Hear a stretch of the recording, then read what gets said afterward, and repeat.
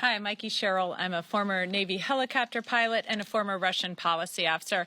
And I have to tell you, I remember as only a teenager when I entered into the Navy getting my first security brief and understanding how important security is to our military. As we've all heard for years, loose lips sink ships.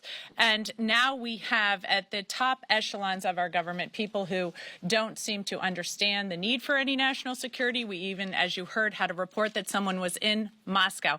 Having traveled myself to Moscow, I know the type of operational security that is expected there of military members. I know the briefings that I received. And so to think that now we have a government that is has so little concern for our security is really, I think, infuriating. And to see all of these members here who have served, who know that their lives have been on the line and know that what the minimum that they should be able to count on is that their own government is not going to sell them out to foreign adversaries, that their own government is going to take their security seriously. And yes, to think that anybody is saying now that this was not secure information or this was not secret information or classified information, anybody who knows anything about this area, and there are people on that signal chain that know better, know that this is classified information. You don't give targeting information. You don't give timing. You put people in danger. People's lives, American lives, were in danger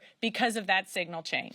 The thought that you would be in Moscow and that nobody would be monitoring your text chains or that nobody would have access to that is really ludicrous at this day and age. I don't think anybody buys that either. So to think now that this is going to go uninvestigated or that Armed Services is not going to hold a hearing on this in the House is really, I think, completely disregarding what just happened, the danger of the situation, and the sense that I think we all have that if this has been reported on, we need to know what else is going on because somebody's got to clean house at the White House. And it's obviously not going to be the president who is now up to his old trick, so I'm declassifying it. Well, too late, buddy, right? Like, this was classified information. This put lives in danger. An investigation needs to take place. That is what we are calling for. And I think the House Armed Services Committee needs to hold hearings on this and get to the bottom of it so no more service members are put in danger. So I am really glad to be here today. And with that, I am going to turn it over